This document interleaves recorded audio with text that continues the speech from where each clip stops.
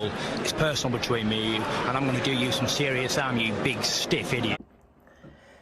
The untouchable True School Sports Empire proudly presents something the boxing games are missing. Hey, what's going on? It's your boy BT, and I came here to talk some boxing with the thousands of True School Sports subscribers. Alright, so I have to discuss Dmitry Bivol and his fight with Lyndon Arthur because for those of you who are tuned into the live, watching along with your boy BT, you will know I had a lot to say, and it wasn't nice about Dmitry Bivol and how he performed against Lyndon Arthur. Now, he won the fight. There was no controversy. He won almost every round. Maybe he lost one round at max. It was a typical Dmitry Bivol shutout, disciplined fight, behind the jab, a lot of combinations when need to be. But still, no punching power, no knockout. The knockout list streak continues for Dmitry Bivol, right? And I kind of got upset, right, because he could have fought Ahmed Ali, he could have fought Ronald Gavril.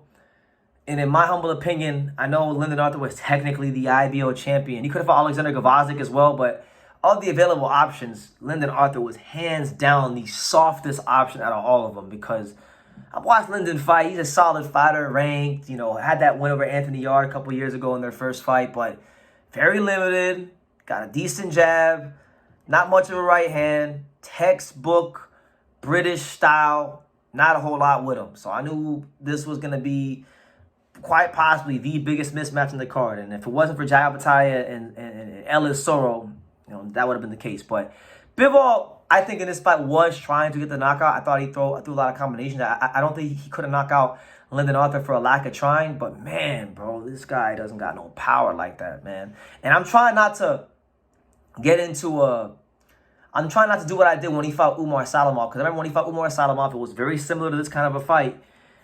And I remember, the boxing overreacted, maybe even I overreacted. And when he fought Canelo, when the level of opposition was raised, he showed his level in that fight, right? So you don't want to do that before he fights a potential Beterbiev fight. But, that's how you know Bivol is a great fighter because this man just passed Michael Spinks and Virgil Hill for the most defenses of the WBA title, right? 11 defenses of the WBA title. He is one of boxing's truest world champions. 120 to 107 on all three scorecards. Shutout, right? And he got a knockdown. And I'm sitting here complaining and criticizing him, right? That shows you what I think of him, how great he is, because the standard for a guy like Bivol is so much higher. He has had a knockout since the Sullivan Barrera fight in 2018. And the fact that, I'm going to be honest with you guys, can he box his ass off? Yes. Is he quite possibly the best pure technical boxer in the sport? I think so. But when we talk about him fighting Artur Beterbiev, and listen, mind you, Beterbiev still has to get through Callum Smith on the 14th or the 13th of January, and that's not a foregone conclusion. He still needs to get through that for them to even fight because Bivol did his part, so Beterbiev does his part. It's fully expected that in the middle of next year, Beterbiev versus Bivol will finally happen. But I'll be honest with you guys, it's starting to really stick out to me like a sore thumb. Bivol is not gonna. I don't think he has the pop to hurt Beterbiev. I don't think that at all. And everyone thinks that Artur Beterbiev is just this damn. They think he's just a come forward fighter with no defense, and he's a come forward fighter with who can't box. Listen, this guy was an elite amateur. This guy beat every time Beterbiev fought Sergey Kovalev as an amateur, he freaking beat him. All right, and we know what Kovalev can do as a technical fighter. Every time he dropped Usyk in the amateurs. Usyk is a heavyweight. He was the undisputed cruiserweight champion. He even beat him one time, I believe. He was an elite amateur, and you don't be the level of amateur Beterbiev was not being an elite boxer. So I think he can offset some of what Bivol does from a technical standpoint and make it more of a fight. And we already know if it becomes a fight, Bivol don't got the firepower to deal with that. I'm sorry, he don't. Artur Beterbiev has been such a great fighter in the sport of boxing that nobody's had to make him show his boxing skills. Even when he fought the Nail, Alexander Gvozdyk, who has a very similar style to Bivol, that Soviet Union, disciplined, Eastern Bloc, long-range style. He fought that style. And back in those days, at that time, I was a big fan of the Nail. Probably my favorite of the bunch. I used to love watching him fight. But I used to think, oh yeah, he's just gonna outbox Beterbiev, and Beterbiev put him in a body bag. So he's already seen this style before, and we saw what he could do with it. And being that I'm watching Bivol fight guys like Lyndon Arthur, and he can't put him away? Come on, man. Anthony Yarde put Lyndon Arthur away in 4 rounds. Now, I'm not stupid, all right? I've been around boxing too long. I'm not dumb. Bivol is definitely good enough still with the feints, with the boxing skills he does have. And I will probably say maybe there was a tad bit of ring rust, right? But still, it's like, bro, you couldn't put away Lyndon Arthur? And it's, come on. You just don't. He's a great champion. He's a guy that is a pound-for-pound fighter. He's A-level at everything except punching power, Dmitry Bivol, at that world-class level. And power ain't everything, but when you start fighting the Beterbievs of the world, who by the way, Beterbiev, elite, A+ conditioning, A+ finisher. I wouldn't say he's an A+ technical fighter, but he's an A. He's definitely an A. He just hasn't had to use that against anybody because nobody's been good enough to make him use it. How about that? How's that for an original thought? None of these guys, not Joe Smith, not Alexander Gvozdyk,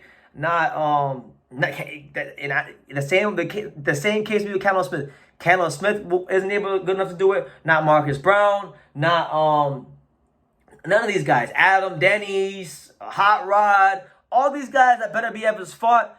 He hasn't even had to beat him with his B or his C game. And mind you, you could say the same for Bivol. He's so good that he hasn't had to be more than just the disciplined fighter he is. But I'm telling you right now, you go in there with Beterbiev and when it becomes a fight and you have to throw something to get him off of you, I just don't see him getting him. I'm gonna say like I'm picking Artur Beterbiev to win. I've gone back and forth with this fight for so many times. Sometimes I thought it was Bivol. Sometimes I thought it was Beterbiev, but I think now I've gotten to a stage where I've seen him fight so much over the years, and being that Bivol can't even stop a C-class fighter like Lyndon Arthur, it's not going to bode well for him. I'm sorry. His only hope, and that's why I feel the Beterbiev fight hasn't happened already. His only hope is that Beterbiev gets old overnight. But I'm telling you right now, Beterbiev doesn't get old overnight, which I don't think he's going to because he's too disciplined. Like, I talk about being a professional and how you approach life. That man is a professional. Like, that man, literally, gym, Allah, family. That's all he cares about. Gym, not in that order, but you know what I mean. Train, his religion, which is Islam, and be with his family. That's it. That's it. He lives that life. So if you think, Father Time could beat anybody because Father Time is undefeated, but Artur Beterbiev he's not gonna get beat by Father Time. Not against Callum Smith, and not against Bivol. And I can't wait till they fight because I think Beterbiev is gonna put him in a blender, honestly. And I'm getting tired of everyone acting like Beterbiev ain't him. Like, he's not that guy. Like, even like I'll end the video on this note. I remember about a year ago, I went to Mundo Boxing Gym at no, not a year ago. Like, it was actually earlier this year. I'm gonna say it was like around January, February time. I went to Mundo Boxing Gym at night to go watch some of the young amateurs train and whatnot, and just see who was there. And Philip Hergovich happened to be there, right? So we were talking about boxing and whatnot. And Hergovich and I were talking about Beterbiev and Bivol, and Hergovich told me pretty much that, listen, he doesn't like Beterbiev's style of boxing, and he doesn't think that Beterbiev can contend with Bivol's level of boxing IQ. And I told Philip Hergovich, I disagree with you. I think Artur Beterbiev can contend with Bivol's boxing IQ. He just hasn't had anybody bring that out of him. But if Bivol is good enough, he'll bring it out of him, and he will end up like everyone else who's fought him has ended up. It doesn't matter if they had a hard fight, they had the good moments. It doesn't matter really what the other opponent have done. Every opponent that's fought Beterbiev has ended the same way, in a body bag and stopped, 100% knockout ratio. So, looking very forward to the fight, and I think looking very forward to see what Beterbiev does when he's put with a great world-class boxer like Bivol in front of him. But yeah, that's my take on Bivol versus Lyndon Arthur. I'm over here complaining the fact that he had a 120 to 107 performance, and he's now has the most defenses of the WBA light heavyweight title in history. But that just shows you what I think about him. He's up there, So should be a good fight. Hopefully, Beterbiev takes care of business, because if not, I'll have a lot to say about him not beating Callum Smith, you know. But leave your comments down below. Who do you guys think is gonna beat? Who do you guys think is gonna win between Bivol and Beterbiev? I think I'm gonna stick with Beterbiev from here on out. And as far as Bivol, what did you guys make of his performance against Lyndon Arthur? Leave your comments down below. Make sure you guys take the time to subscribe. And like I say in every single one of these videos, you can love me or you can hate me, but I'm just giving games. So until next time, take care, guys. Thank you for watching another video on the untouchable True School Sports Empire. For more great boxing content just like this video, click right here and make sure you subscribe. Much love from sunny South Florida.